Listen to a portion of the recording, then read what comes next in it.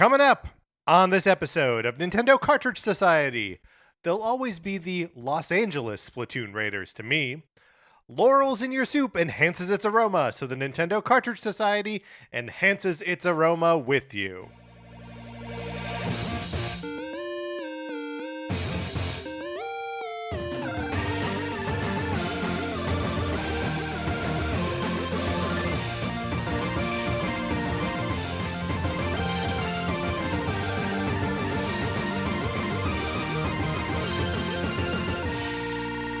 Welcome to Nintendo Cartridge Society. My name is Patrick Ellers, and I am joined, as I am always joined, by my co-host, Mark Mitchell. We've got a good show for you today. We're going to be talking about the news from the week, including new trailers for Yoshi and the Mysterious Book and Splatoon Raiders. And then on Thursday, we're talking about Nintendo remakes in advance of a possible Ocarina of Time remake announcement? Yeah, maybe. We don't know. We don't know. But in the meantime, Mark, how's it going? It's going great. It'll be fun to talk about anyways, even if it turns out that the Ocarina of Time remake, it isn't real.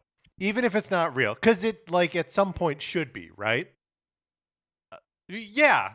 Probably. And failing that, we are due a Zelda thing this year anyway. Yes. Yeah. Right? Yeah, absolutely. And so we just had a Muso game. Uh-huh. It's not going to be a Muso game. I mean, maybe it's going to be a remake of Triforce Heroes, but it feels like it's going to be a remake. Yes, that's what I'm saying. Yeah. And I guess Ocarina of Time has already been remade. It has. So that's one of the ones we could be talking about. Who knows? We don't know. Yet. We have not recorded it yet. It'll come out on Thursday, which means we'll record it on Wednesday. I was trying to do the math in my head to do they just did a Muso game, so will they do a Frank's?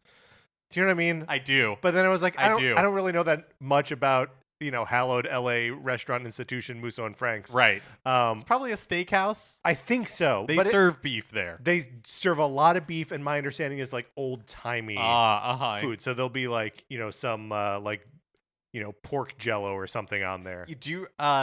You are the person that, and I mean this in a good way. It sounds accusatory. The start of that sounded accusatory. Yes. But it's not. You told me about Damon's. Yes. That Tiki Steakhouse in Glendale. Glendale. I did tell you about that. And this was months ago. Did I tell you that we went to it? No. We went to it? Okay, you went to Damon's, yes. We went. Had a great time. It's a fun place. It's very fun. Highly recommend. But it is very old-timey in the sense that, you have a salad at the beginning. But the salad... Did they do the salad at the table? No, they did. Yeah. They brought the salad over, and then it's this bright orange dressing. Yes. That next time I know to ask them for less dressing. But that's just something that you learn by going once. That's something that you learn, right? And you can't go in with too much information, right? You have to go and you have to be a little bit bewildered by the place. You have to park in the parking lot behind it, and then go in through the bar. Wait, okay, see.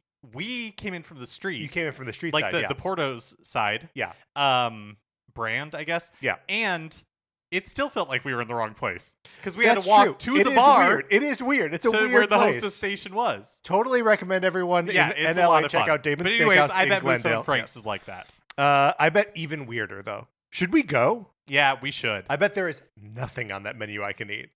Oh, probably. But you could find something at Damon's, presumably, or did you just drink? No, we did. I did eat something, but it's one of those places where it's the fish and chips and bread. Yeah. It's like that. That's basically it. And look, we talked about it. We like the bread. I think Muso and Frank's is fancier.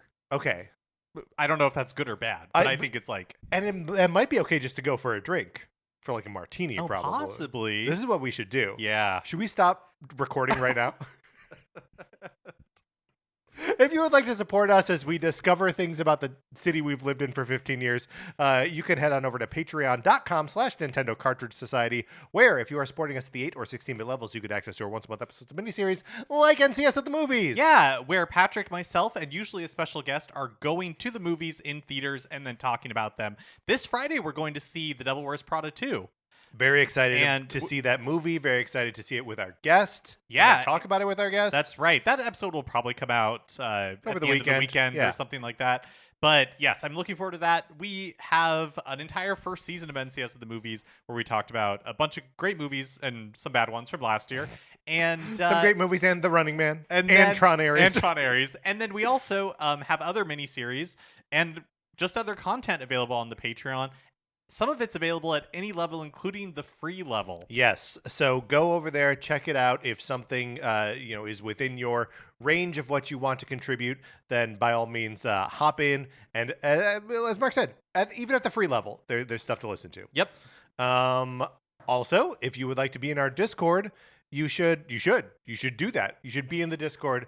Email us, Nintendo Cartridge Society at gmail.com. We'll send you an invitation. Oh, you know what? My friend Hannah sent me a text when we were talking about weird odd hardware applications, about a wanted to know if anyone in the Discord mentioned Miracle Piano after our odd hardware episode. No, it's I think it's a Super NES program that teaches you how to play piano. Cool. And we got Juliet in the Discord mentioned the sewing machine that for like the Game Boy Color. What's going on there? There were this 3 stuff. different ones. This is the kind of thing that we're losing right now, Mark. We need more of it. All right, so those are the things that you can do. Now let's move on to the stuff that Mark and I do and have done in what we've been playing this week.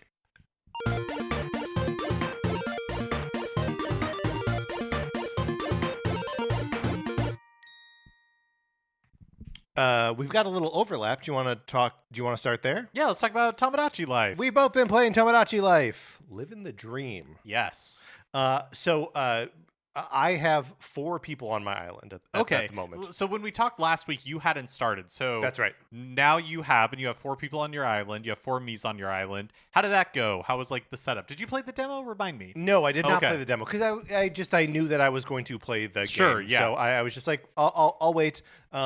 And I have to this point only made real people that I know in real life. So I will say that I think that one way or another is a good move. I started out by doing people. I think I have 23 or something on my island. That's a lot, yeah. So I started out by just making random Miis and giving them just random names. I started this thing at the very beginning where I'm like, everybody on my island's going to have a T name. Awful idea. Abandoned it really quickly. Oh, yeah. But the problem that I have found for myself with this, and I maybe created 4 or 5 just random characters. And then I started doing celebrities or fictional characters, that sort of thing. And that's been more fun for me because when it's just random people, it's just kind of it's just gobbledygook. Exactly. And so I think starting with people is a great move. Well, because so much of what is, first of all, the scenarios that the game lets you get into are very crazy, and then you're inserting your own specifics, which make it even crazier, right?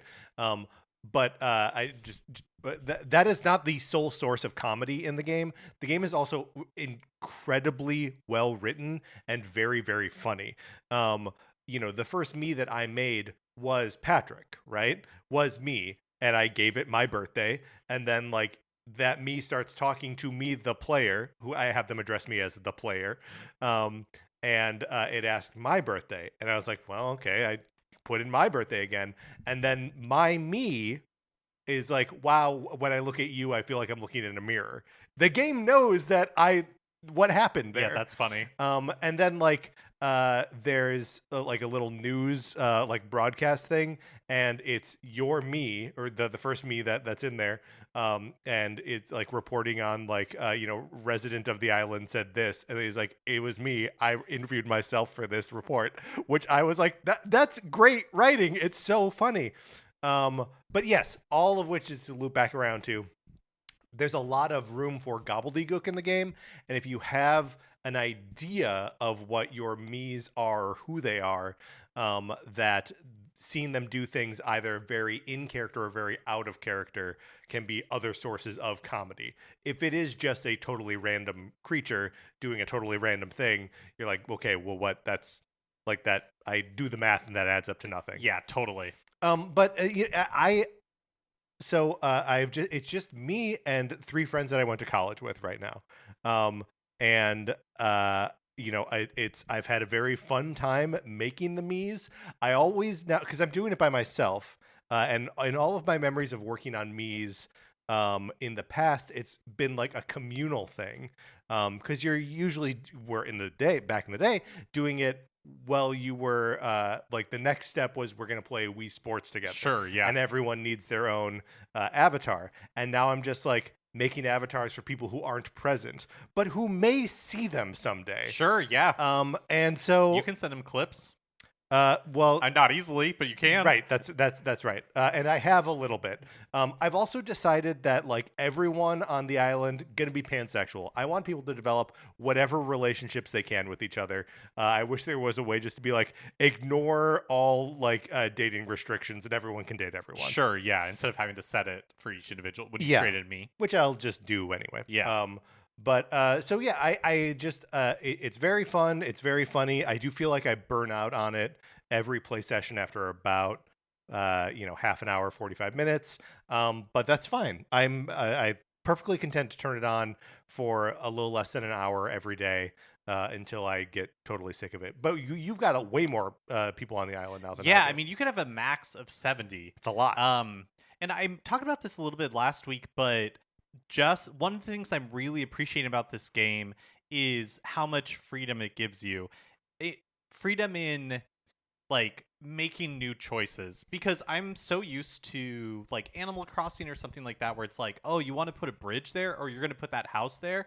Okay, that's fine, but if you ever want to move it, it's going to take time and like yeah, money. sure. And with this game, it's like, oh, you want to like terraform your island? Like you want to put like water there, or you want to put this house like there, or you want to move the house like because you don't like where you put it? Great, just do it. Like Good. It doesn't cost you anything. It Yeah. doesn't. And I really appreciate like the freedom that it gives you. That part of the game is not like restricted in the gameplay. They're not like, oh nope, you haven't leveled up your island enough to be able to move that house. Yeah, It's just nice. like, no, just move it. Who cares? That's not what this game is about. Right. But yeah, so I have, I think a little over 20, maybe like close to 25 people on my island. And it does take a little bit longer now for me because I do want to kind of check in on everybody. Yeah. And like feed them, and that all like rub their head or whatever, and that all takes a little bit of time. But I have a couple of romances going on. I have some unrequited romances going on. My island, so I have the original characters I made, including an alien named Tazori, and he has a crush, or actually they're married now and deeply in love. A character named Timothy. But then So after they're from the early batch. they're with the from the T-names, early yes. batch, exactly. But then when you're creating a me, you have the option of creating a me based on another me on your island. Yeah, sure. So I created another alien. But instead of Tazori, his name is Zizori, and he looks just like Tazori but has a mustache. And my idea was, oh, this is going to be his like evil twin. And again, Did you set that relationship that they were? I said that they are siblings. Yeah. And as far as I can tell, because I also have like grandparent and grandchild on here, as far as I can tell, it has zero bearing, except I think it prevents them from being in a relationship. Sure. That's just totally a guess, but I have not seen, like, they don't mention that they know each other, like, none of that. Yeah. So yeah, and again, I was early in the game and I was still kind of figuring out like what the deal is, but I do kind of wish for me that, and maybe what I should be playing is The Sims if I want this. Assuming that this has, I've never played The Sims, so I don't know if this is actually something that The Sims does. But I wish that I could say like in this game, people can't be mean. You know what I mean? Like when you're setting their personalities, Yes, right. they're all some degree on the spectrum of good and nice, right? Like they yes. might be more outgoing, they might be more shy, they may be more standoffish or more honest, but there's no like mean setting. There's no this person Yeah. is like cartoonishly evil. Right. And that was my idea with like Zizori, is to be like, oh, you have Tizori who's nice and in love with Timothy, but then you'd have Zizori who I don't is know what his deal would mean be. and in love with Zimothy. Yeah, no, that is interesting because like I do notice that like in all of the like social interactions I've seen, you know, like when you just like put the characters together. Yeah.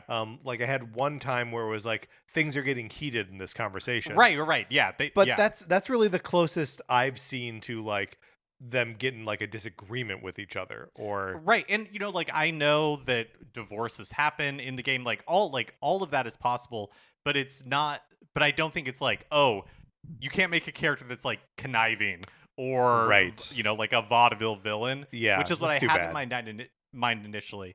But I have Nosferatu on my island. Good. I have Eva Longoria is on my island. RuPaul is on my island. Legolas, of course. Legolas, yeah. Santa Claus is on my island. I'm blanking on her name. The woman from The Devil Wears Prada. What is her name? Meryl Streep? No, sorry. The character. Miranda Priestly. Miranda Priestley's on my Yes. island, and she has an unrequited crush on Legolas. Good. Yeah. So, Elvira, Mistress of the Night, or That's of the very- Dark, or whatever, is on my island. Yeah, Mistress of the Dark, right?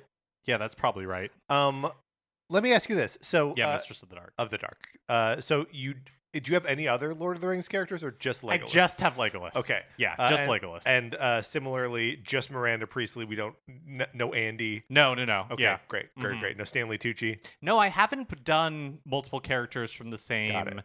universe yet.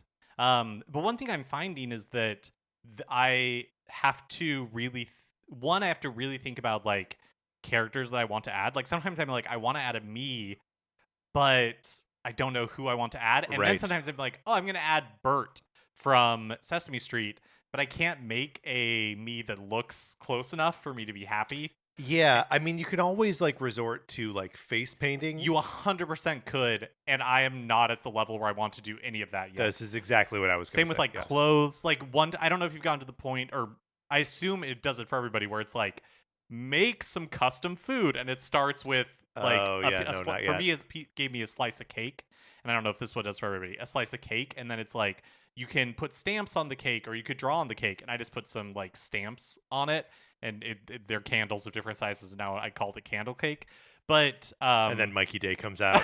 yeah, but I just never wanted to. I never want to engage with that. Like I don't have the inclination to do that. Although I've seen that there are tools online where you can take any image and it basically like turns it into Oh, like the pixel art, and the you can, pixel like, art, and then you upload it? just do. Well, you can't. I don't think you can upload it to your Switch, but it turns it into basically paint by numbers.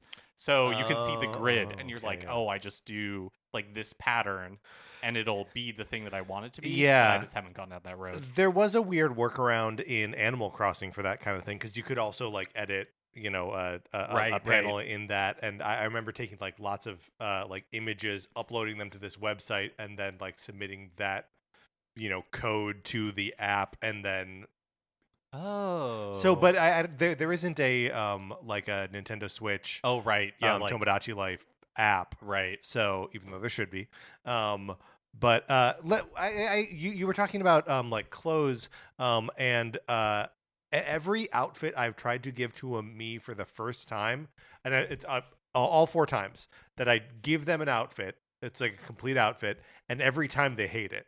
Oh really? The first time they always hate it, and then I give them something different, and they're like, "That went over well," or like they love it. Oh, that's interesting. I don't know if you can.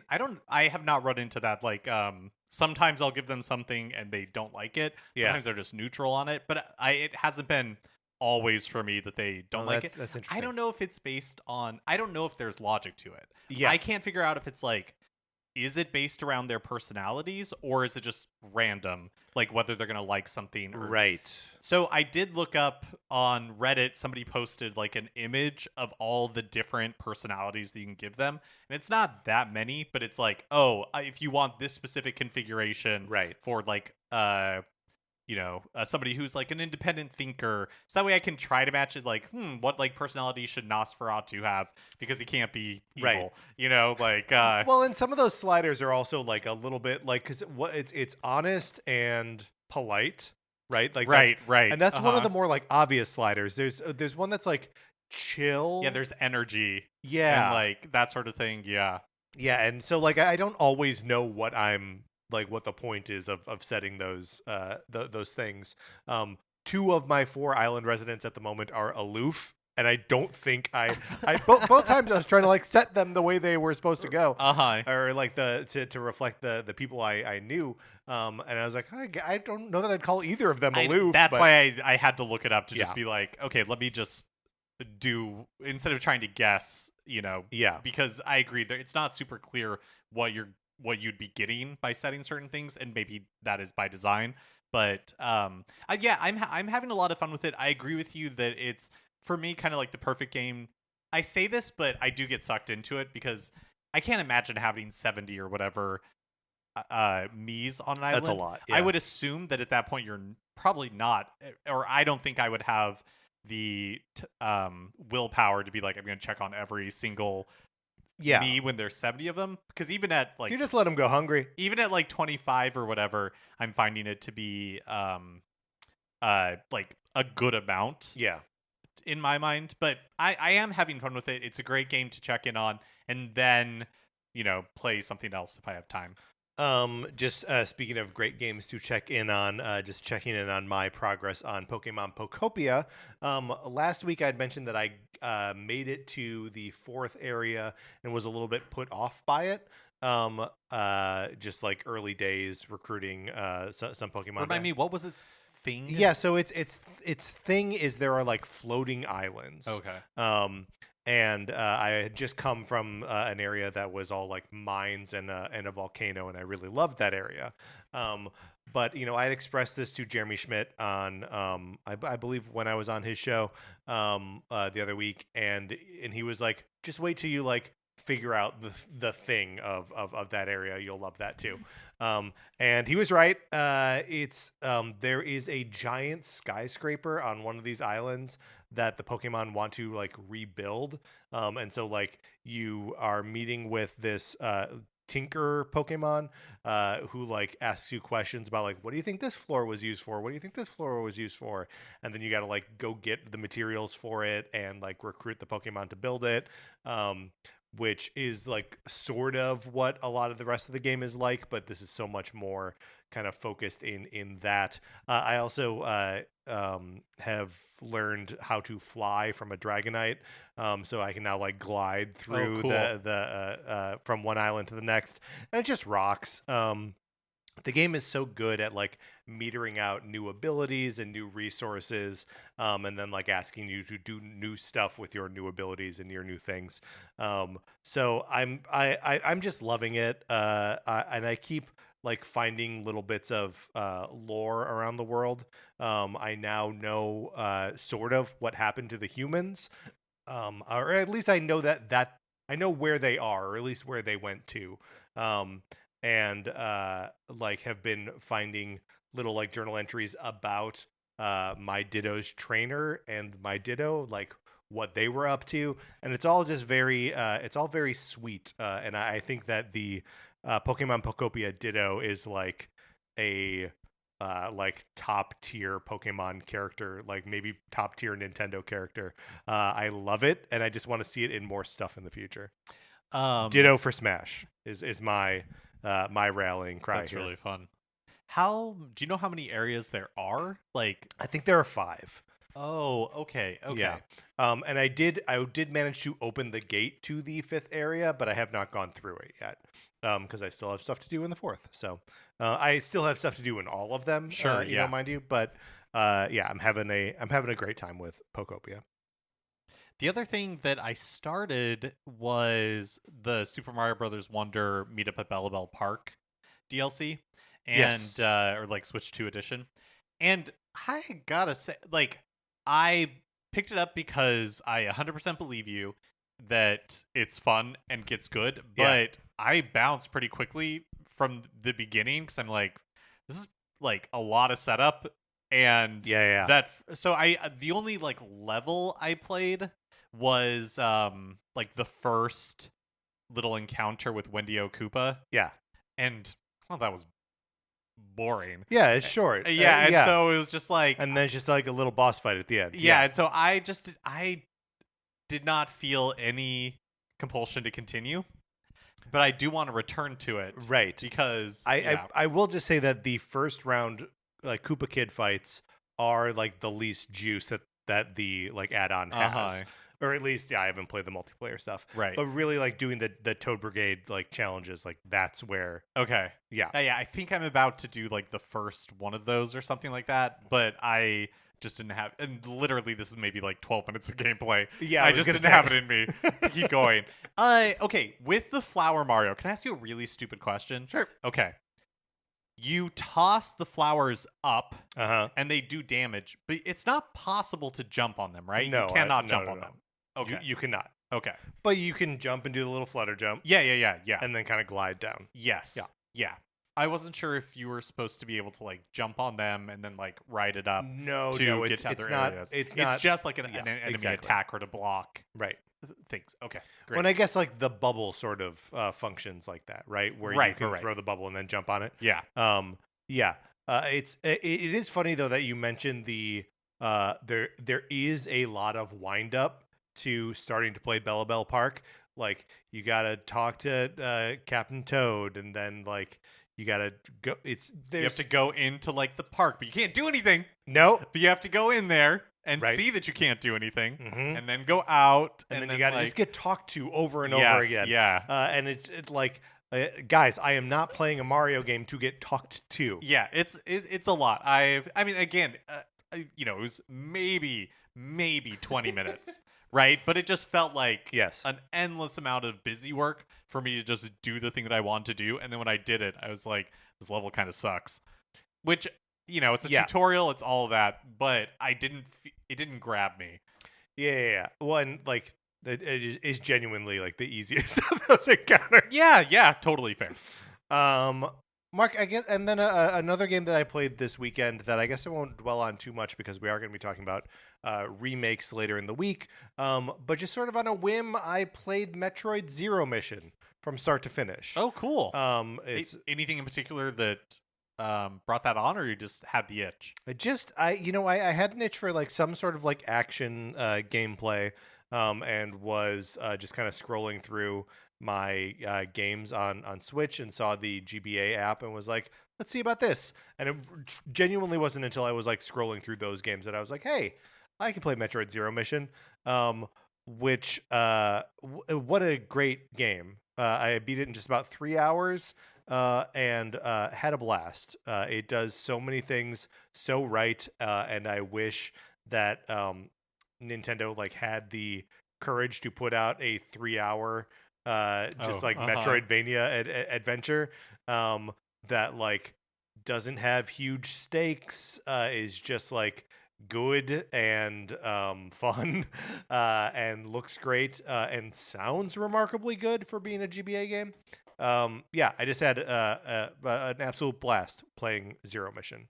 Did you know that the entirety of regular old NES Metroid is on every copy of Metroid Zero Mission? No. You can just access Play Original Metroid. No, I had totally forgotten about that. It may be something that's locked behind completing the game, but again, only took me 3 hours to do. But like that is amazing. Yeah, that's really cool. I like that so much, and so I also especially because they were selling Original Metroid. Right, like on GBA, right? For like $20 or something. Yeah. Well, it's also like Zero Mission came out a little later, right? It was after Fusion. And like I don't know. I think they did a really, with the remakes in mind, I feel like the Metroids 1 through 5 that there's no misses in there. That like with Zero Mission and Samus Returns taking the place of Original and Return of Samus, and then Super Fusion Dread. Yeah. Like that's pretty killer killer series. I don't know. I just like I'm feeling a little Metroid pilled right now. And also the other thing it got me thinking about was the end of Metroid Prime 4 Beyond. And just I'm not going to spoil anything here. But I was just thinking about like that game's presentation and like the things that it's trying to do in the story, especially at the end, and about how interesting it is that they bother to tell like kind of a or have a story with such a crunchy ending that's like that Yeah. like is genuinely like saying something and saying something like a little bit ugly about the character, and about the world that she inhabits. It's just cool. Like Samus is a character with like character integrity in all games except for sort of Other M. And it's just like kind of a remarkable thing that even in a game that ends up being a little bit more maligned in recent memory, like Prime 4, is still doing that. It's still doing like interesting things with who that character is. It's been a long time since I've played Zero Mission. I am really impressed that you beat it in 3 hours. Do you remember it well, or is it just No, I mean interesting. it's imminently figure outable. Yeah. I I feel like when we played Metroid NES for yes. NCS Arcade on the Patreon, it definitely took me longer than 3 hours. Yeah, so and that also just involved I started to look up one thing while I was playing Zero Mission. And like I got to a walkthrough and I was like, it's gonna take me more effort to like learn my way around the walkthrough right, than to right. just figure it out. Yeah. So I just did it all. Yeah. And I did like a tiny bit of rewinding just for like some of the boss fights. Sure, yeah. But otherwise it was like, no, I was just kind of playing the game straight up the way it comes. Yeah, So, that's really cool. Yeah. Yeah, that's awesome. Totally recommend. Yeah, that really makes me want to go back and play, because when Fusion was added to NSO years ago, I Yeah. played through that and had a great time. But like I said, it's been a long Did time we not since I play played it for Zero the Mission. show or like for NCS Arcade or something? Fusion?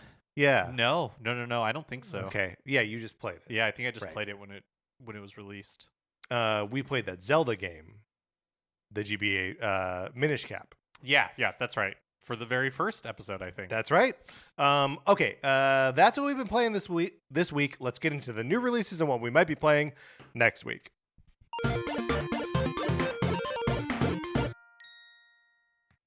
Well, usually that works because usually there's something for us to talk about in new releases, but Instead, we can just dutifully check in with Nintendo Music. yes, that's right. Mario Tennis Aces, Mm-hmm. the Switch tennis game, released on Nintendo Music, and that's all she wrote. Yeah, I mean, just kind of looking through the new releases this week, it's not really anything I don't think that we want to highlight. Yeah, I don't think so. But if we're wrong, If let we're us know. wrong and someone really wants that to champion, Picross S Konami Antiques Edition is released on Thursday, April 30th. Okay, now that is fun. Yeah, shut my mouth. Yeah. I forgot that they were calling it Konami Antiques. Uh-huh. That's pretty good. But yeah, I think that's it. All right. Well, good. I'm glad we got one. All right, Mark, let's close out the new releases. Which brings us to a regular segment on our show. It's time for 433. In 1952, American composer John Cage wrote a piece called 433, wherein a performer or a group of performers didn't play their instruments for 4 minutes and 33 seconds. For the purposes of this show, our instruments are talking about Nintendo. So, for the duration of one performance, 433, Mark and I will talk about something not at all Nintendo related, thus fulfilling the contract of the piece. All right, this week I have a quiz from Mental Floss. Okay. I remember Mental Floss. I know. A real throwback. So actors' first roles. Okay. Legendary actors' first roles is how you pitch this to me. Yes. In fact, the quiz is called Can You Match the Legendary Actor to Their First Role? Very good. Okay. Can we do it? Let's find out. All right, so we're starting with Leonardo DiCaprio. Uh-huh. Our options are Titanic, No. Critters 3, Uh... Basketball Diaries, Okay. and Romper Room. Now, I believe the answer is Basketball Diaries. I also believe the answer is Basketball Diaries. All right, let's find out. I don't know about Critters 3. We are wrong. Is it Romper Room? It is Romper Room. What is that? I don't know. There's no time. Should I look it up or should I just move on? Yeah, I think you should move on. Okay. Okay.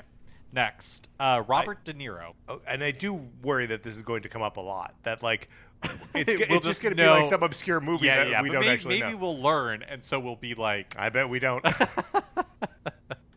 okay, all right. Robert De Niro, Yeah. Joker, no. No. 3 Rooms in Manhattan, I don't know what that is. Okay, but possible, though. Oh, The Wedding Party, Okay. or Once Upon a Time. just going to be a total like shot in the dark. I think so too. Let's go with the. Could it be 3 Rooms in Let's Manhattan? go with three rooms in Manhattan. Okay. Let's go with that. Okay, we are correct. All right, and we knew it, And we've learned. well, I mean, we didn't know it, but No, we knew it. we used our skills. If we didn't know it, how did we get to it? to narrow it down. Okay, Margot Robbie, Okay. City Homicide. I haven't heard any of these movies. City Homicide, Okay. About Time, Neighbors with a U, Okay. and Vigilante. The movie is just called Neighbors, but it's spelled with a U. So About Time is that Donald Gleason travels through time to meet the love of his life Okay. movie, right? It's a time travel movie. Okay. But she was already famous before that movie came out. I don't think that's true. I also don't think she's in it. Well, she's definitely not the lead, Right. because the lead is Yes. Rachel McAdams. Right. I think that's right. I'm going to guess Or is she a time traveler's wife? Rachel McAdams? I don't know. Well, she might be, but I think she's also in Gotcha. that About Time movie. Gotcha. And I think Margot Robbie was known by the time About Time came out. I think. Is it possible it's... Here's yes. the U, because she's Australian. She So sure it- is. So yes. was she in an Australian film Called possibly? Neighbours. Yeah, before she was in. And is that like the anything Australian version of the Zac Efron Seth Rogen movie? Well, I mean, yeah, just how like in the 30s they were filming 2 versions of like Dracula Right. on the same set. Yes. One in English, one in Spanish. They on the same set of Yes, that yes. Seth Rogen movie Neighbors. They also Yeah. filmed an Australian Go with version. Neighbours. Okay, yeah. We're correct. Okay, great. All right. The system works. Okay, Katharine Hepburn. Ooh boy. Okay. The Little Minister. Alice Adams. A Bill of Divorcement. And Christopher Strong. A bill of divorcement? That's the only one of these movies I've heard of. Wonderful. What was the second Alice Adams. and the first? The Little Minister. Not to be controlled with not to be Not the confused. littlest minister. Not the littlest minister. Right. And not the littlest hobo. That's a dog. Let's go with the littlest minister. Okay. No. That's not an option. The Little Minister. Let's go with the littlest minister. Yeah.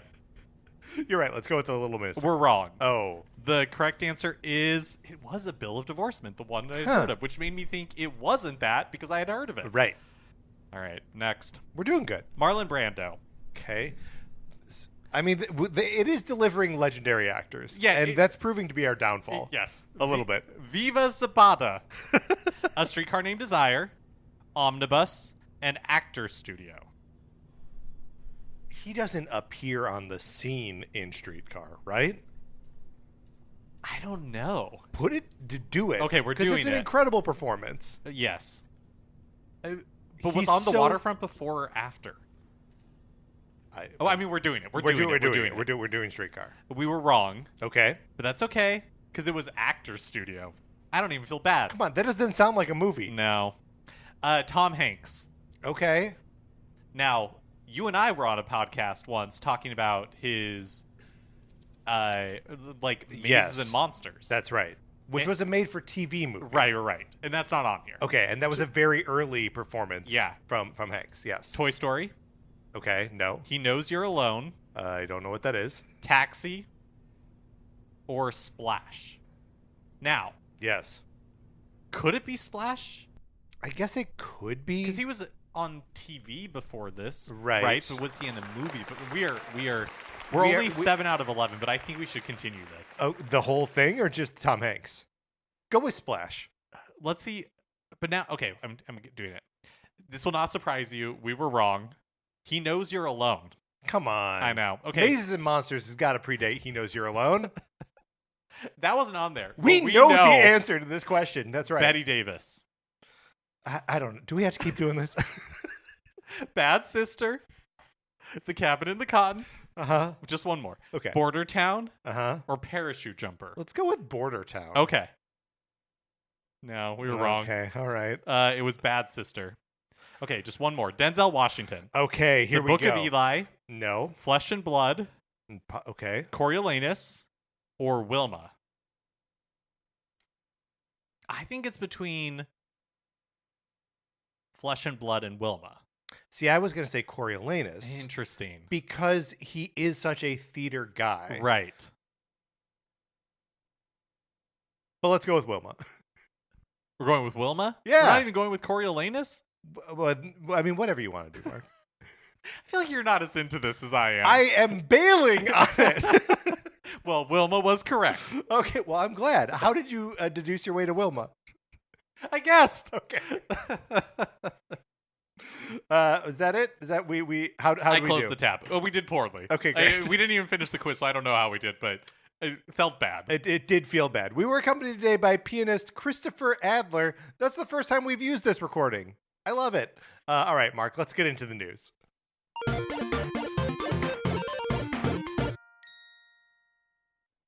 All right. Well, last week, Nintendo Today revealed a bunch of new information about Splatoon Raiders. It had been almost a year Yes. since we had heard anything about the game, and then we got a blowout last week.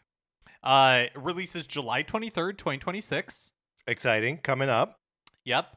Technically, that makes this the first game of Switch 2's second year. From the first party, yep. That we know about. Unless they cram something else in there. Yep. Yep. $49.99 digital, $59.99 physical. So a pretty low price. Yeah, I was for this surprised. Yeah. We had talked last week or a couple weeks ago about the pricing for Yoshi and the Mysterious Book. It's not Luigi's Mysterious Book, it's Yoshi's. And that the sort of like staggered physical and digital pricing is like coming first on sort of a weird game that we don't really have a way to like track what the pricing of it should be. And then this game is $10 cheaper. No, this game is the same price as Yoshi and the Mysterious Book. Is Yoshi not 60 and 70? No, I think it's 50 and 60. Oh, okay. Well then, yeah. I mean, regardless, it is another example of. Yeah, it's still another one that I feel like we can't exactly get a barometer on, because I think really what we're waiting to find out is like if you released Mario Kart World in this new world. Well, Mario Kart World is also another weird. strange Also example. weird. Okay, Donkey Kong Bonanza. There we go. If you were to release Donkey Kong Bonanza in this new Nintendo of America pricing scheme where digital is cheaper than physical, would it be 80 for physical and 70 for digital? Or would it be 70 for physical and then 60 for digital? Just confirming, I was correct. Yoshi and the Mysterious Book is 60 for digital, 70 for physical. Really? Yes. Okay. So still $10 cheaper than you would expect and more Switch 2 expensive game. than Splatoon Raiders? Yes. Crazy. That's crazy to me. That's very. I guess I just assumed that Splatoon Raiders. Splatoon is one of Nintendo's biggest series in Japan. I just assumed that would be more expensive. Nintendo's exploring the scale is what's happening. Yeah.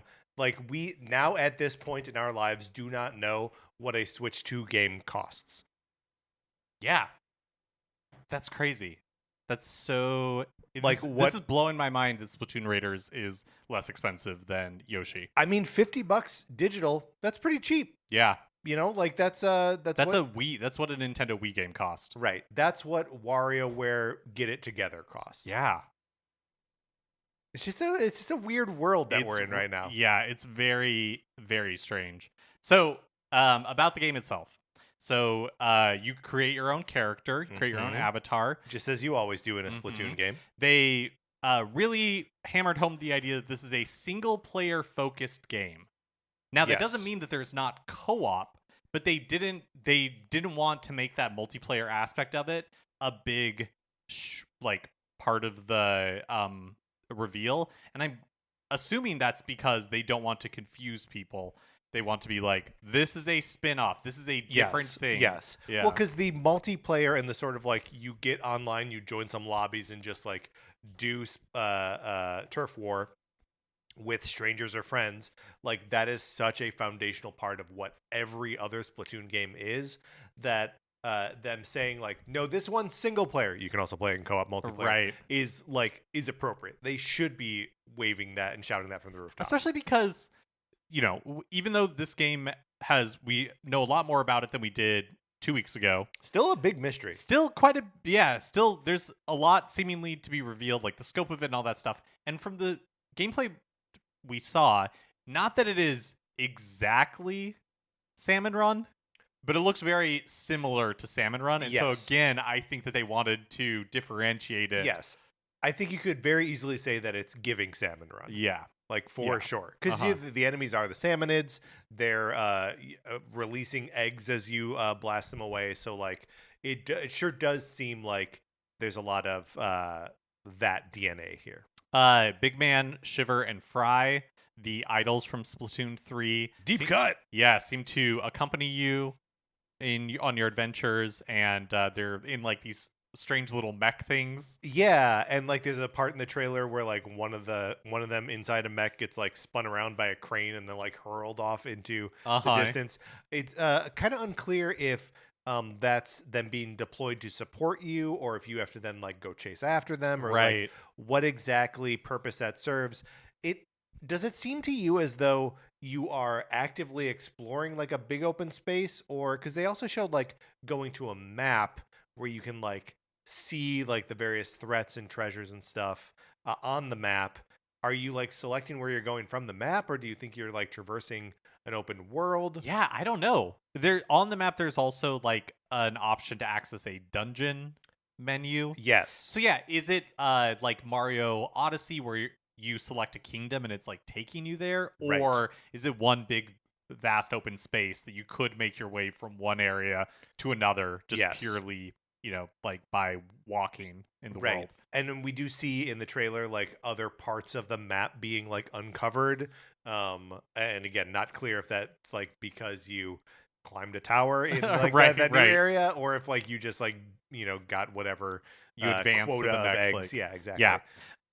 For me, I love Salmon Run. That's my favorite mode. Yeah, in Splatoon 3 or in Splatoon, and so the fact that this seems to be not or Splatoon 2 or Splatoon 3, but not Splatoon. That's right. The fact that seems to be the basis for this game is very exciting to me. Yeah, I mean, this is kind of exactly what I would want out of a Splatoon spin-off game, especially if there is actually more, if the exploration is like real time and not map based. I think that to me would be more in line with like what I want to do. Yeah, that's interesting. I feel like I don't really have an opinion on whether I want it to be open world or I want it like I don't know that would necessarily affect. If I were creating a Splatoon spin-off game, I don't think that would matter. You don't know to if me you would in prioritize that. In my yeah, criteria. well, it's interesting because like, and you're not a big player of the story modes in these games. No, that's right. And I believe you didn't even start the one in Splatoon 3. Is that right? No, I think I started it. I think I started in 2 and 3, but and then bounce pretty quick. Yeah. What's interesting about like both of those story modes is that like there is a map for you to explore, but then, you know, to actually do the individual challenges, you're effectively like accessing a portal that takes you to you know, another like abstract world where you're doing whatever you're doing for a minute and a half. And it does seem like the action in this game takes place in physical spaces, right? And not in like some abstract void. Right. Yeah. So, you know, I'm sort of hopeful that this is more, whether or not the map is a big open world, like you are dealing with the salmonids in like something that looks like a physical space. Yes, and that I completely agree with you. Because there is something that I find detaching about that setup in the Splatoon games, like single player campaigns, where it's just exactly, or even like Octo Expansion. It's like, okay, you're on this subway and you are choosing which level you want to go on this map, but then you're just in a void that's like an obstacle course that. Yeah, exactly. It looks like a lot of those like hidden areas in Mario Sunshine, right? Yeah, where it's just like, where is there? There's just space below and space above. What is gravity? How does any of this work? Yeah. There's also they also showed off like a mechanics shack, so you can create and upgrade gear and all that kind of stuff. Yeah, and some kind of cool looking gear too, right? Yeah, it'll be interesting to see if like there are cameos from other Splatoon, like does Sheldon show up? Yep.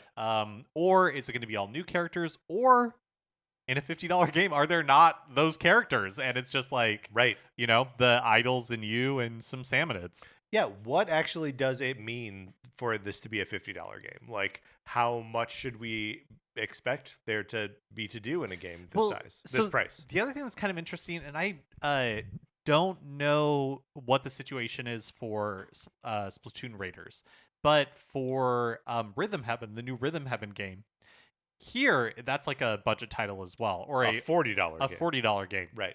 Again, Nintendo all over the scale here. But in Japan, it is a like regular. I mean, in Japan there's much more variation in what games cost, but it's like a full price game essentially in Japan. Where here it's a budget title, and Splatoon successful everywhere, but super popular in Japan. And so I wonder if maybe Splatoon Raiders is similarly a full price game in Japan, and so maybe it's like regional differences in that way. You know what I mean? Yeah. Like, I mean, because Rhythm Heaven is also super popular in Japan.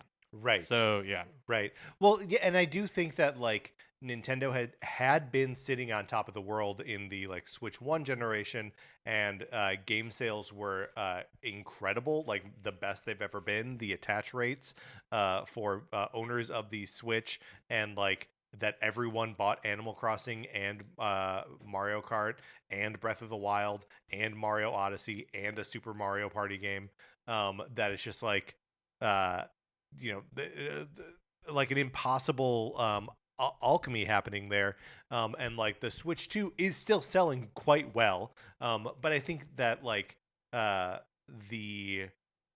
attach rate isn't quite the same, right? Outside of Mario Kart World, I think the player base is a lot more kind of like fractured, and like, not everyone's buying Kirby Air Riders for example. So it's just a little bit more of like a pick and choose sort of thing. So I wonder if they're like figuring out how they can charge different amounts of money to actually like loosen up people's, like they can make more money selling a game for $10 cheaper if they sell a million more of them, And also maybe long term they're better off like people buying a Switch 2 and then buying other games and continue to use their Switch 2 rather than buying their Switch 2 right and then putting it away because nothing has come out that they want to or can afford to play. You know what I mean? Absolutely. Because then if they're playing and they're engaged, it makes them more likely to buy another game rather than just drop out of the ecosystem entirely. Right. Which is then interesting that we're talking about Rhythm Heaven, a Switch 1 game. Right. Being a $40 title. But I think still. like, yes, I think that distinction is so, for Switch 2 owners, is basically moot. Like if you have a Switch 2. Yeah, totally. But I mean, I do notice as I'm playing Tomodachi Life, every now and then when it like takes a little while to like load, or just like every now and then I'm like, oh yeah, this is a Switch 1 game. Like, yeah, that's interesting. And especially because I'm going back and forth between that and Pokemon Pokopia, where like Pokopia is like kind of pristine and shiny and like really taking advantage of the hardware. Yeah. Not that Tomodachi Life looks or plays bad, but like it does feel a little bit more sluggish to me. The other thing that, I kind of poo-pooed it at the beginning, but maybe Mario Tennis Fever. This is all based on people talking online, but that, Mario Tennis Fever did not light the charts on fire in the same way that Aces did. Right. When that was released on Switch. To your point about basically everything Nintendo put out on Switch was an enormous success. Everything got a Switch bump, seemingly. Fever did not get a Switch 2 bump, and there was discussion online like, was $70 too much to ask for it? And maybe it was. Maybe Nintendo saw the numbers of that and saw the numbers of, I have absolutely no idea how Kirby Air Riders performed in North America against their expectations. But maybe, like, they were seeing things that they didn't like. They obviously didn't make this strategy because they wanted people to feel good about themselves. You know what I mean? They were doing it for cold hard cash. And so there must have been something that made them say, we can't keep doing what we've been doing. We need to try something different. As of the last time that sales numbers were reported, which was for Mario Tennis Aces, which would have been the end of December 2022, that came and sold 4.5 million copies. So the ceiling for a Mario sports game is not super high, but like I would think Fever clocked in nowhere near that, right? Yeah. And also, that was over the course of 4 years or whatever. But still, anecdotally, just like yeah. the discussion around it, I feel like when Aces came out, it was everybody had picked it up and was playing it. Maybe not forever, but for Fever, I felt like there was none of that at all. And just from the tiny sample size of you and I, like 0% of us bought Mario Tennis Fever. And I feel like we didn't even see very much discussion about it in the Discord. We saw there some, a little but, bit, yeah, but not very much. But if they were selling it for $50, I would have picked it up, I think. I don't know that I would have, but it would have Right. been more likely for sure. And that's true to our characters. Yes, yeah. Also, wanted to point out on Splatoon Raiders that there's Amiibo. In fact, there's 3 of them. Again, it's Big Man, Shiver, and Fry. Different, of course, from the Splatoon 3 release, but yes, these are the first Splatoon series amiibo that do not include like splashes of paint coming up from the base. I mentioned this on the Discord, and I forget who. Someone was quick to point out that the Smash series Inkling, sure, because they're on like the Smash logo. coin, whatever. Yeah. So they don't have ink splashing up, but this is the first like official Splatoon series amiibo to not have that splash. Instead, they're kind of on like a dock, like a little piece of dock, like wooden thing. And when you like arrange them next to each other, it does kind of seem like they not lock into place, but like the edges kind of line up nicely. They're $25 each, $24.99. And in North America, at least, are being sold as like 3 separate things. I know at least in Europe, but maybe in other territories as well, that they are selling like the like blister pack of all 3 of them together, and I'm not sure what they're priced at. There, I've kind of lost track at this point. $25 per amiibo, is that the new standard? That's lower? Yeah, so I mean, it's certainly lower than like the Kirby Air Riders amiibo. This is like the responsible price. This is what the Donkey Kong and Pauline amiibo from Bonanza cost us $25. So like this is I think if this game would have come out 8 years ago, they would have been $16, right? So like we are like beyond the pale in some ways, but yeah, I mean, I was thrilled that they weren't $30 each or $35 each, or God forbid 40. Just like I've got a I think it's the King DDD Kirby Air Riders amiibo pre-ordered for like $55 or $65 or something like that. It's an embarrassing thing that's happening to me. But yeah, no, I pre-ordered these guys. Did you end up getting the Wonder amiibo? Did we talk about that? Yeah. From the Bell Park? Yeah. Cool. Yeah. So yes, this does mean, by the way, that I will be spending more money on the amiibo for Splatoon Raiders than on Splatoon Raiders itself. Yeah. Wonderful. Playing right into Nintendo's hands. Yeah, I'm really excited for this. Here's the thing. I have not missed a Splatoon amiibo yet. That's like the one series that I'm just like, check, I got them. Sure, yeah. Even when they like re-released the like festival versions of the other 2 Idol sets, and I love them. They're great. So yeah, I think this is just a train that I'm on. I also think that these are like good looking. They're good looking. Yeah, I think they're fun. But yeah, I'm really excited for Splatoon Raiders, and excited that it's just a couple months away at this point before we'll get our hands on it. Also excited. It really genuinely blows my mind that it's cheaper than Yoshi. Yeah, wild, right? Especially because Yoshi is like clearly aimed at a younger audience.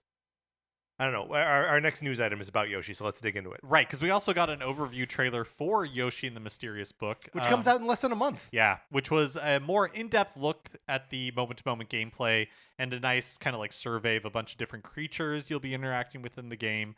Yeah, which it started off with like this sort of we've seen like just little flower characters before. We've seen that little like bubble blowing guy before, and like little fuzzies. And this overview trailer got into like some weirder looking characters and characters of different sizes. And the sort of implied interactions with a lot of these. There's one of them that was like a sticky slime thing that Yoshi used to like cling to the ceiling. Seemed cool. I think the creature interactions in this game are going to be way deeper than what we're sort of expecting. Yeah, at the same time as this overview trailer was released, media outlets online were able to publish their previews Yeah. and videos and stuff. The first one that I read was from IGN, and IGN's was, I would say, it wasn't even IGN's was kind of negative. yeah, and it wasn't Or at least, necessarily like, blowing negative it on off. yeah, it wasn't negative on the game, but it was very much like, this is for children. This is not for me, and I can appreciate what it's doing. But then, so that was the first one I read, and I was like, okay, this is like every other Yoshi game, and I'm not interested in buying it. And then I saw the other previews, and I was like surprised at how there was one from Nintendo Life that was basically saying, like, I went into this thinking that it was a platformer, and so I was playing it as a platformer. It seems like it is, and wasn't profoundly having a lot of not. fun. Yeah. But then I started playing it like the game wanted me to play it, and I was enjoying it a lot. For myself, I have no plans to pick this up. A lot of it will hinge on who's the developer, because if it turns out to good be feel, good feel, right, Mark's not on board. I just don't connect with those games. Here's the thing, Good Feel mostly puts out platformers, though, and this does not seem like it is that. Well, I mean, it has some of the trappings of platform. I mean, like, would you say the Princess Peach Showtime was a platformer? Yeah. Okay. So I don't know how else you would classify Princess Peach Showtime, though, because, like, this is so based in, like, finding all the ways to interact with the creatures, right? Like, seemingly, yeah. That's not level based so much as it is creature based, right? And like you discover the various ways that you can interact with them, and then use that to explore the space.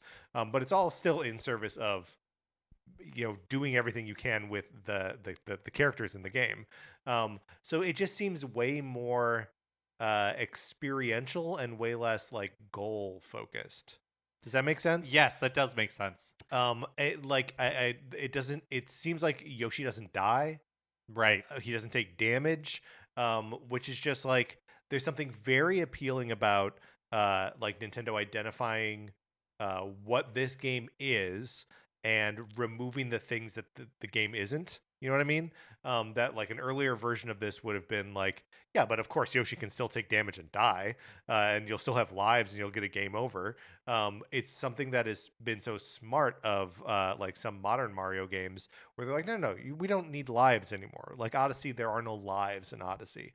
You can die. You can die for sure. Yeah, I mean it's still like a step. Mario, like it's like obstacle course based. Like, but you need to be able to fail those. This makes me think kind of like Kirby's Epic Yarn and like that sort of thing, where you couldn't die in those. Yeah, you could. You could in Kirby's Epic Yarn? Yeah, I mean, you could fall into pits and stuff. But like when you get hit, you just lose gems. Mm-hmm. You don't take damage in that way. But Got it. Yeah, I don't know. Mark remains skeptical. I do think it looks really nice. Mm-hmm. But yeah, so also Bowser Jr. I come out of this more interested in the game than I was. I would say I come out more interested than I was before, but still not enough to, like, I would say be excited for it. Bowser Jr. and Kamek are here, and it looks like they represent boss battles you fight with one of your new creature friends in tow. Yep, seems cool.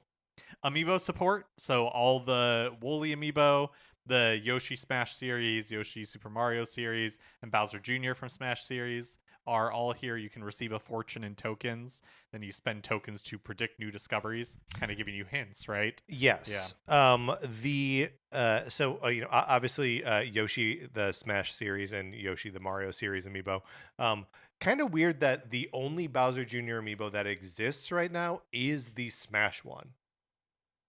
Yeah. It seemed weird. Like they didn't do a Mario series, and so now they're just like, well, yeah, I guess you need the Smash one. Yeah. Otherwise, there's no Bowser Jr. Especially with the movie, right? Like they should release another Bowser Jr. Yeah, it should have been part of like the Galaxy series or something. Should have been part of the Galaxy series or part of like of course this is so long ago now, but the Bowser's Fury. Oh right, yeah. Because he's like your buddy in that game. Yep, totally. Anything else you want to say about Yoshi before we move on? No. I'm very interested in this game. I'm excited to play it.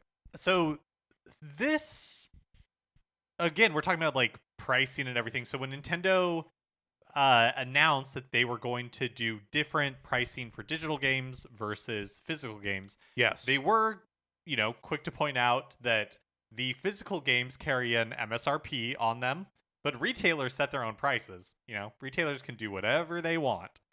And Walmart is currently offering pre-orders for the physical versions of both Splatoon Raiders and Yoshi and the Mysterious Book at the digital prices. So just about the digital prices, it's off by like a weird amount of cents. Yeah, it's like undercutting it by like 1 cent or something. Or So like 12 cents or like, something really arbitrary. Instead of like 59, instead of like 49.99, it's like 49.98, like Right, the classic exactly. Walmart thing.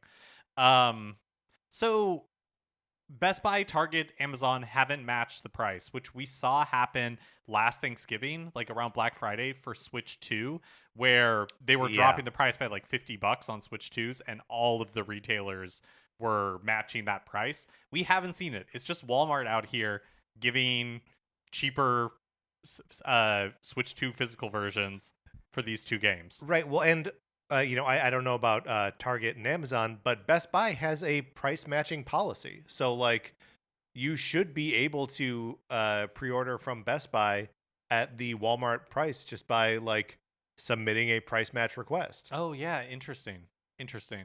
But just like, is Walmart going their own way here? Is this something that we're going to see them continue to do into the future? Because if you want to buy these games physically, that's a tremendous value proposition, right? Buy them for the digital price.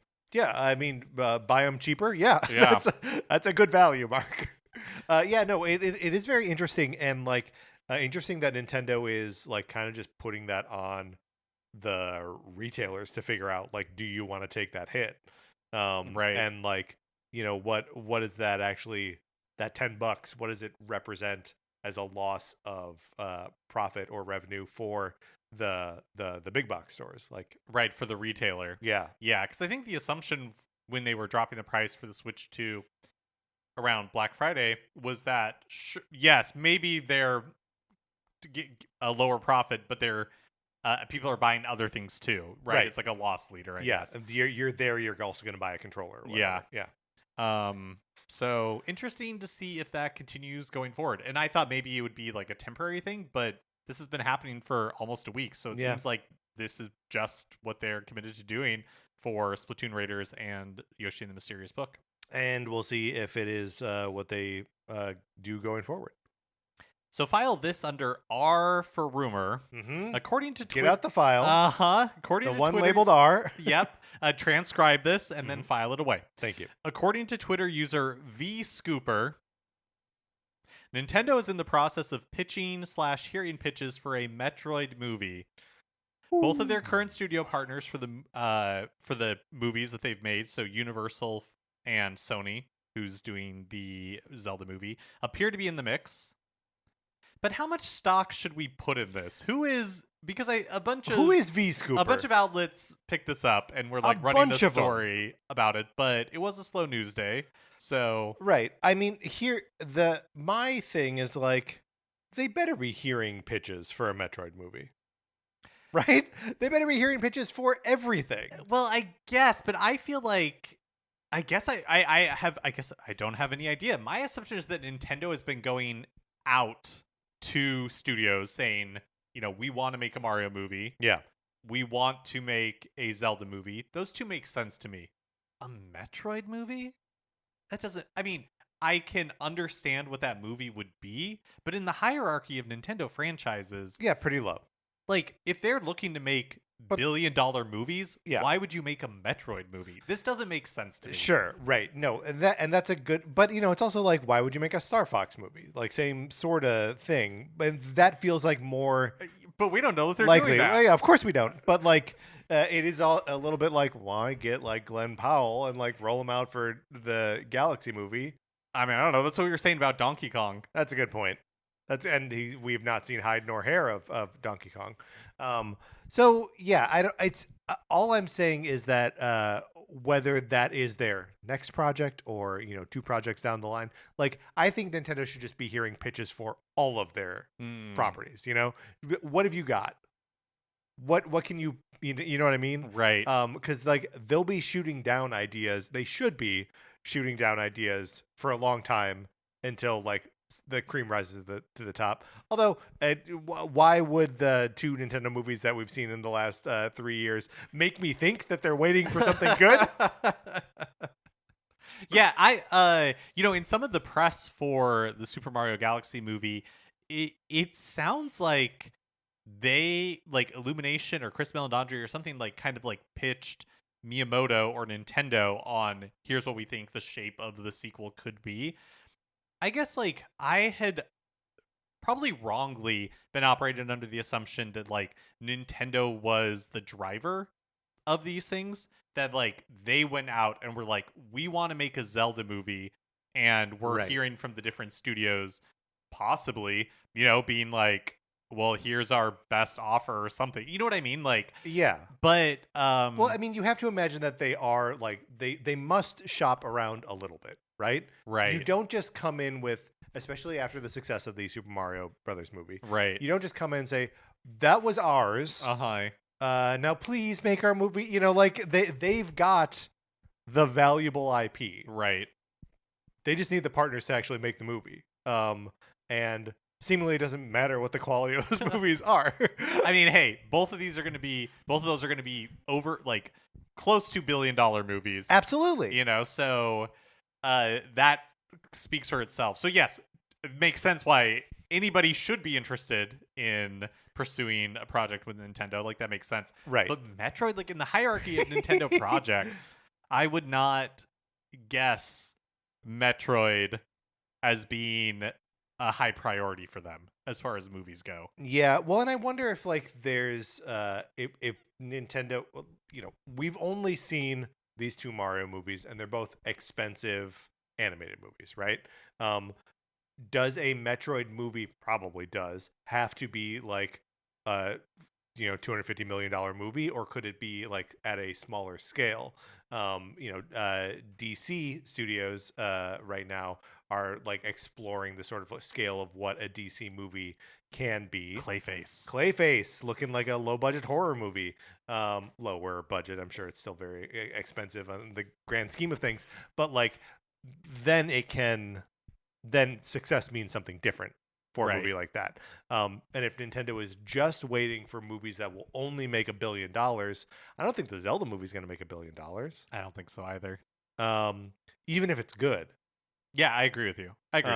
So yeah, I don't know. I think there's just like a limited number of things that could be. In fact, here we go.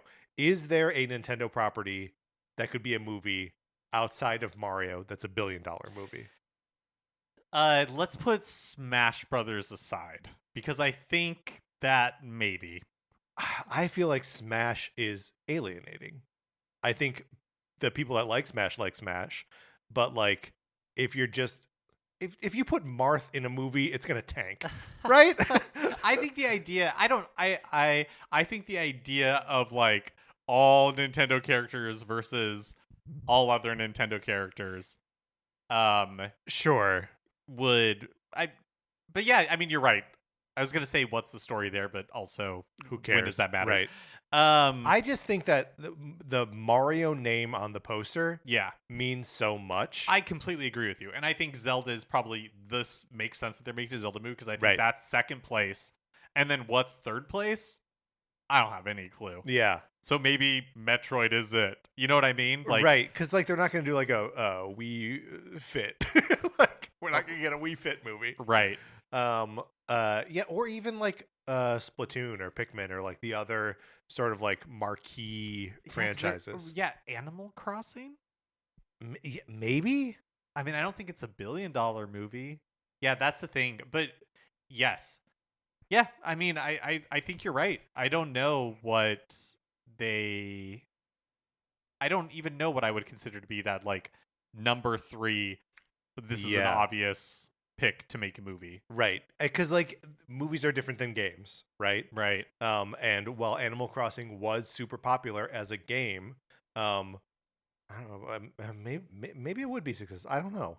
Yeah, I don't know either. And I mean, Metroid is the obvious pick in the sense that it's especially started out as such a pastiche of like the Aliens movies and Totally, yeah. other sci-fi films Is that, cinematic in its conception, yes. right. So it's like, yes, maybe the most obviously cinematic, but I just don't think that people care about Metroid. Yeah. I mean, I think that's the thing is, I do think I think adults or like adults our age care about Metroid in the abstract, even if they wouldn't play a Metroid game now, because like, but had played Metroid or Super Metroid or something when they were a kid and would see a movie, because a movie that is just like, badass bounty hunter in space, Mandalorian Grogu in theaters on the 27th. Like that could be like a buy-in that's actually easier than trying to play Metroid Dread or Prime 4 or whatever. Yeah, I see what you're saying. And then maybe you can trust a little bit more to like tell a story in like a like serious, presentable, mature way. That's not. But that feels so outside of like what Nintendo would want to do. But with Metroid though, like when do we wheel in Sakamoto? When does he come in? Yeah. And start like asserting his influence on these movies? Yeah, I'm skeptical of this one. But you're right. Like, where do they go after they've done their two heavy hitters? Did you see a little bit of the like Miyamoto reacting to like, no, I thought the reviews were going to be better for this one, talking about Mario Galaxy. Yeah, and I thought it was the quote that I saw was him saying like, oh, like shouldn't they be champions of movies, like of people going to theaters and stuff like that? It's like that's not really the job of film criticism. Right. Like they are there to champion like good like movies. Art. Yeah. Yes, I understand when you're asked those questions. But that seems to me like one of those things. I would have preferred that he'd just be like, "Yep, well, what are you gonna do?" Yeah, exactly. Laughing all the way to the bank. I don't care.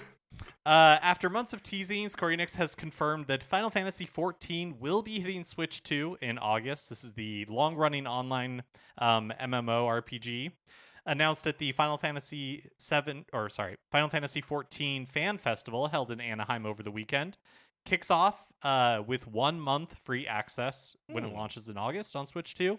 It requires a separate subscription. So if you're playing Final Fantasy XIV on any other platform, you play one subscription, you can access it anywhere. You can access it on PC, on Xbox, on PlayStation.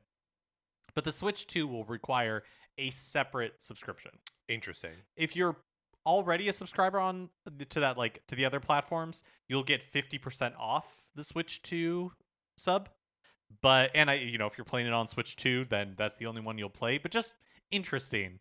When I brought this up on the Discord, Paul pointed out that probably, it has something to do with like Nintendo's policies, but yeah, I guess. Yeah, just kind of a weird one. But Nintendo Switch Online is not required, so you don't have to be a Nintendo Switch Online subscriber. Just pay the game subscription fee. At a press conference, the director stated the game is, quote, able to reach 30 frames per second in a stable state on Switch 2 hardware, but there may be dips in certain areas of the game, like towns where there are so many players being rendered. He also stated that the developers are working hard on optimization. 30 frames per second as the max does not sound all that promising, but I guess we'll have to see. Yeah, that it's able to reach that. Although, I did spend one afternoon playing Final Fantasy XIV on my PlayStation 5. And the town areas are insanely full of people. It is like information overload because every person is a real human being, and there's just like the text of their names like flying all around, and like every item has numbers and letters and stuff on it. So it's just like a sea of a morass of information to try and sort through. If it drops to 30 frames per second, I think that's understandable. Last week, we discussed reports about strategic realignment at Microsoft Gaming.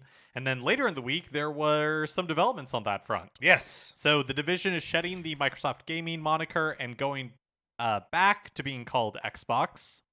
Which I think fine. Yeah, I think, the seems to be symbolically we are repositioning Xbox as like the heart of this division. Yeah, well, and like Xbox just sounds more fun than Microsoft gaming. Mhm. Like y- m- Microsoft, and then like another word after it. It just makes me think that it's something that I need to use for work, Yeah, it's like right? work software. Yep.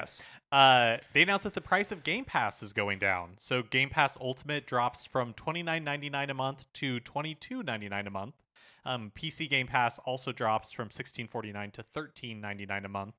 Along with that, Call of Duty Hmm. is no longer available day and date on Game Pass, but they said that it'll be added like in the holiday season a year after. So about a year after the game is released, it will show up on Game Pass. And previously, Game Pass Ultimate was $20 a month, was 19.99. It recently, like I think the end of last year, went up to 29.99, a 50% price increase, which I think saw a lot of people like jump and ship, right? Um, and now, like dialing that price increase back, but not quite all the way, so that it's a $3 increase from where it was. So 15% versus a 50% increase. So it's possible that this was like the game plan all along to make the price increase not seem that big. But I think they genuinely did lose a lot of subscribers Right. with a price hike of that size. Um, and so like if you look at it's effectively saving $7 a month. 7 times 12 is $84. That's enough to buy Call of Duty and whatever DLC you might want for it. So like this seems like a move that is generally positive. Yeah, totally. But it is also obviously them being reactionary to the fact that it's not sustainable to have a $30 a month subscription for the service that they're offering. Yeah, I mean, last week they also had a press release. There was like a memo that's basically delineating the new priorities Yeah. for Xbox across like hardware, content, experiences, and services. And one of the things they talked about is kind of like is price, that they want to be competitive in pricing. And they talked a lot about not um that they aren't necessarily going to be able to implement everything they want to implement immediately, right? Yeah. They're locked in on Project Helix, their next console. It seems like the strategy there is set, and the new team has to figure out how they are going to try to implement their priorities with decisions that have already been made and are like too far along to change Yeah. the direction on. And what's interesting about like this change in priorities and the sort of like direction of Xbox moving forward is that they are like extremely front facing about this stuff, right? That like the memo that goes out to all of like the Xbox team is also just publicly available, right? Right. That's not something that leaked. They were just like, "Yep, here we go. Everyone can know what we're up to." Yeah, and they put Asha Sharma and Matt Booty, like they were doing interviews with Yep. outlets about the memo. Like, yeah, they're being very like open about what they're doing. Well, and what's interesting though is that a lot of it kind of boils down to what you and I were talking about earlier with these two new Nintendo games coming out in the next couple months. That they are like exploring the price scale. I guess Rhythm Heaven. Let's throw that in there too. So there's like 3 games. So like they are also interested in like affordability and like keeping people in the ecosystem and like all this other stuff. And Nintendo is obviously trying something, but they're not telling us what they're trying. Right. Yeah. It seems to be very important to Microsoft that they have a ship that needs to be righted in the public eye. Yes. Yeah, I think totally. And they're also pretty transparent about being we're the underdog, as crazy as that is. Yeah. And so I think they have to start doing something different, and being transparent about that kind of stuff certainly is unique when you compare to how somebody like Nintendo operates. Or Sony. I mean, like, yeah, we saw $100 price increases, $150 for the PlayStation 5 Pro. And like Sony really just like announced that and it went into effect a couple days later, and there's like no statement around like Right. if they have a strategy around making that less painful for people going forward, or what. It seems like both Nintendo and Microsoft here are like testing out messages of lower pricing on some things, and that doesn't seem to be anywhere for Sony. Yeah. I mean, really, the takeaway for me is that Microsoft as a whole has decided that the road that Microsoft gaming was going down for the past Right. decade is just not at all what they want to do anymore. And so they're basically going back to square one where they were in the like Xbox 360 era, where they talk about wanting to be developer first. Like, we want it to be really easy to develop on Xbox. We want people to want to be on the Xbox platform. And as somebody looking at the memo that they released and the amount of like goals that they have, and the strategy change is so enormous, especially for like a giant company like Microsoft, and even a giant division within Microsoft like Xbox. If they're able to pull this off, even half of what they're trying to do is going to be enormously impressive, and it's going to take time, years. But they're definitely saying all the right stuff. They also acknowledge that they're reevaluating their position on exclusives, and that those aren't the sort of things that can immediately change overnight, because developers, they set tech targets and like all that kind of stuff is kind of like baked and you have in. these partnerships too. But like over time, it seems clear to me from what they're talking about that we will see a reversal of that strategy as well. So yeah, I mean that is interesting though, because like it is not like this year. I feel like is the year where we are actually seeing like the big first party games being released on PlayStation kind of simultaneously. Like right, like is Forza Horizon, is that like the same day, or is it like a month later or something? I'm not sure. But and like Fable is also supposed to be like available on PlayStation as well. Where it's like these are big Xbox games that will probably sell better on PlayStation platforms. And like I don't think we've seen like Indiana Jones whatever come to the platform like a year later or 6 months later or whatever. It's not the same as like available right now. Yeah. Like the second bite at the apple is never as big as the first, right?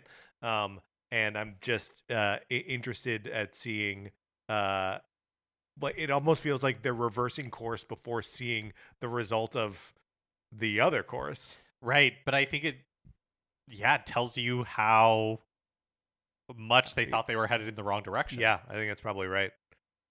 I don't know. Very, very interesting. It's neither of us own Xboxes, right? But like, it's a pillar of the industry at this point, and obviously they own so many studios that produce games that we do play on Switch or PlayStation. And Xbox being successful is good for good. the industry. Yep.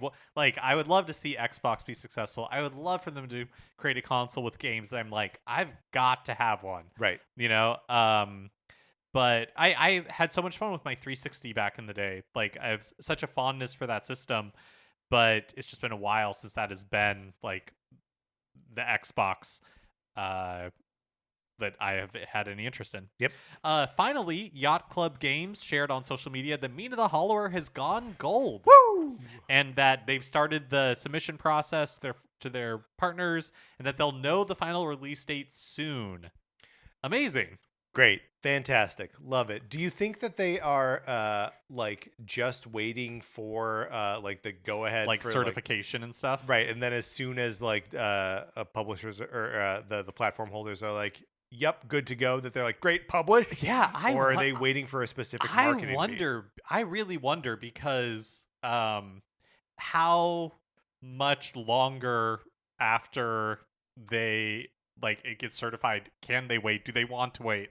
Right? Like, how much more marketing could you do for this game at this point? Yeah, well, in 4 days, it will have been 6 months since it was supposed to come out. So it'll be more than that. And they were already like, Yacht Club was already in like kind of a precarious situation from just their burn rate, not putting out a game. in a long time. So yeah, I mean, hopefully it gets out sooner rather than later.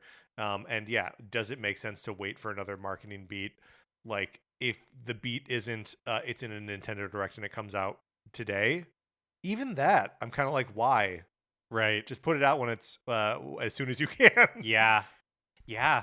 And I wonder what because I assume that they'll want reviews for it. So I don't know if that's like another That's a good complication as point. well. Yeah. It's like coordinating all of that. Because it's But also supposed to be quite big. That they're, reading some like developer interview, saying that there was more like geography in Mina the Hollower than in all of Shovel Knight Treasure Trove combined. So like it's a big space to explore. yeah. At the very least, I imagine it's a long game. I really hope it's good. I hope Yeah, that me it too. works out for them. I'm excited to play it whenever it comes out. Finally. And then, sorry, Oh yeah, go ahead. and then I'll just be interested if Shovel Knight, Shovel of Hope DX ever sees the light of day. Right. Obviously, they stopped talking about it when they were like, "We are so far behind on Mina the Yeah, Hollower." oops all Mina. But like, is that still a product that they think they're going to sell Right. ever? Yeah. Finally, the next Tetris 99 Maximus Cup is coming up this weekend. Starts on Friday. The theme this time is Tomodachi Life, Living the Dream.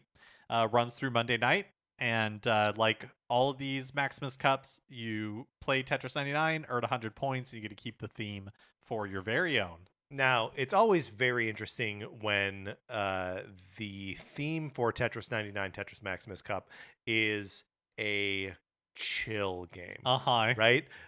When you're playing like Animal Crossing and you're like, oh, this is what the final 10 music sounds like. What I've not heard any even remotely intense music. Yeah, in I have Tomodachi. no It's so clue. chill. I have no clue what it's gonna be. It's like the opposite of the Splatoon themes, Uh-huh. where it's like, oh no, I'm in this high stress music for 10 minutes or whatever. Yeah, totally. I'm always happy to add another theme to my Tetris 99 library. All right, Mark, let's get out of the news.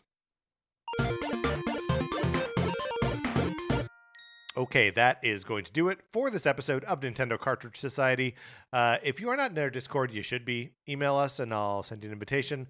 Anthony DeLuca made our logo. Our theme music is provided by 8-Bit Betty. You can get more of his music by going to 8bitbetty.com or by listening right now.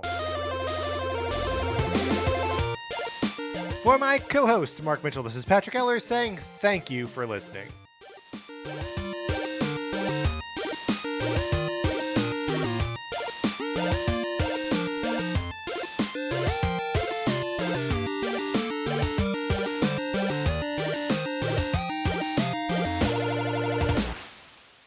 Mark, I got a question for you.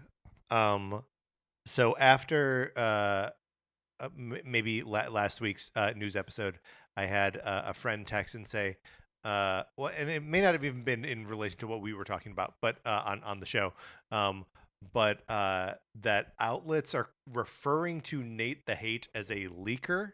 Okay. And he was like, "What's up with that word? Why do we have that word? What does it mean?" And does leaker refer to, what should leaker as a term refer to? The source inside the organization that is letting like confidential information out, or like the media personality through whom the information is leaking? Right. Who is the leaker? Well, I guess both of them, both entities would be leaking information. It takes two to make a leak go right. But since only one person, well, it's complicated because it goes back to what I was trying to define with John Cartwright. It's like, what is John Cartwright? like a content creator, an online personality? Like, they're not reporters. I wouldn't say Nate the Hate is like a reporter, right, who's reporting the news. So yes, I think it's fair to say that Nate the Hate is a leaker, even though it takes two to leak. Right. Okay. Yeah. So that's sort of where you're coming down on that, is that, see, because I think that whatever that is, that like insider personality podcast host, I feel like that is a separate thing. I feel like leaker is someone who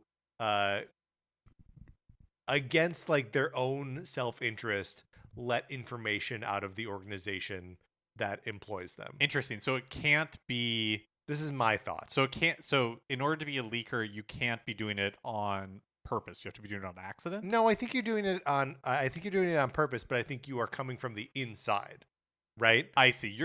So a leaker has to be the source of the information, the originating source of the information. Yes, I mean not necessarily though, because like it could be someone who is like a YouTube thumbnail partner with the publisher, right? Someone who is like somewhere in the pipeline Okay. that lets the information out. So They're the not, source. The leaker is the source. That's my thought. Okay. Yes. Yeah. And like a source giving away information that like probably contractually they shouldn't. Got it. Is my thought. Yes, I see what you're saying. And so Nathan Hayden in that case is a leaker. we just don't have a term for it. Yeah, we just don't know.